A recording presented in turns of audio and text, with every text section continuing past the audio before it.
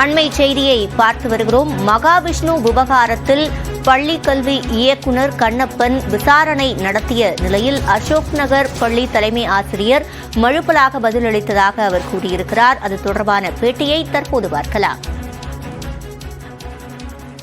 கடந்த வாரம் 28/8/2024 அன்று அசோக் நகர் பள்ளியிலும் சைதாப்பேட்டை அரசு மேல்நிலைப் பள்ளியிலும் நடைபெற்ற சொற்பொழிவு கூட்டத்தின் அடிப்படையில் அரசு அனைத்து தலைமை ஆசிரியர்கள் மற்றும் ஆசிரியர்களிடம் விசாரணை செய்து அறிக்கை சமர்ப்பிக்குமாறு தெரிவிக்கப்பட்டது. அதன் அடிப்படையில் வெள்ளிக்கிழமை அன்றும் இன்றும் விசாரணை மேற்கொள்ளப்பட்டது. தொடர்ந்து இன்னும் ஓரிரு நபர்களை விசாரணை செய்ய வேண்டிய அவசியம் உள்ளது. எனவே விசாரணை முடிந்த பிறகு விசாரணை அறிக்கை அரசுக்கு சமர்ப்பிக்கப்படும். சார், கைட்லைன்ஸ்லாம் இது சம்பந்தமாக எப்போ அது அரசு தனியாக ஒரு குழு அமைத்து உரிய வழிகாட்டுதல் நெறிமுறைகளை 2 அல்லது 3 தினங்களுக்குள்ளாக அரசு சமர்ப்பிக்கும் என்பதை தெரிவித்துக் கொள்கிறேன். நீங்க விசாரணையெல்லாம் எந்த முடிவு கட்டத்தில் வந்துருச்சா? ஏன்னா வெள்ளிக்கிழமை பேசுறப்பயே ரிட்டனா நீங்க வாங்கியிருக்கீங்க, திங்கட்கிழமை சப்மிட் பண்ண போறேன்னு சொல்லியிருந்தீங்க. இன்னைக்கு திங்கட்கிழமை திருப்பியும் விசாரணை இருக்கு அப்படின்னு சொல்றீங்க. அந்த இழுபறி நீடிப்பதற்கான காரணம் என்ன? ஏன் காலதாமதத்திற்கான காரணம் என்ன?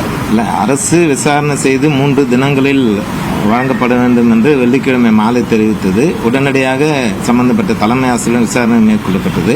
அதனை தொடர்புடைய மற்றவர்களிடம் விசாரணை செய்து முழு அறிக்கை சமர்ப்பிக்க அந்த 3 தினங்கள்.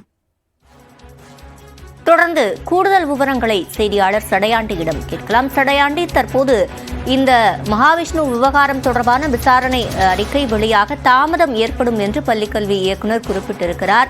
எதனால் இந்த தாமதம்? அடுத்து இன்னும் யார் யாரிடம் விசாரணை நடைபெற வேண்டியுள்ளது?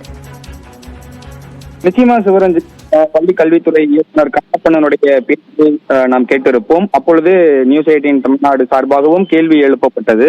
ஏன் இந்த கால தாமதம்?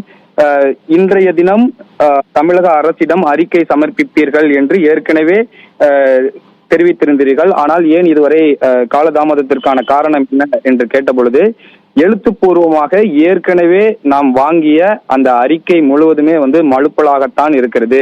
2 கேள்வியை நாம் முன்வைத்திருந்தோம். இந்த நிகழ்ச்சியை ஏற்பாடு செய்தது யார்?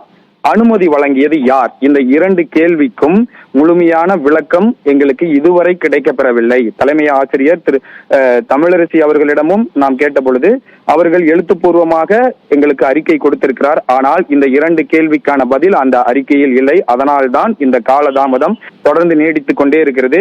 எனவே நாளை காலைக்குள்ளாக தலைமை ஆசிரியர் தமிழரசி அவர்களிடமிருந்து எங்களுக்கு இந்த 2 கேள்விக்கான பதில் வேண்டும் என்ற ஒரு கெடுவை நாங்கள் விதித்திருக்கிறோம் என்ற ஒரு பதிலையும் அவர் தெரிவித்திருந்தார்.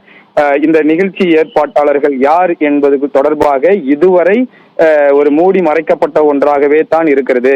ஒரு 3 நாட்கள் 4 நாட்கள் அனைத்து ஆசிரியர்கள் மற்றும் அந்த 2 பள்ளி தலைமை ஆசிரியர்கள் என அனைவரிடமே விசாரணை மேற்கொள்ளப்பட்டது.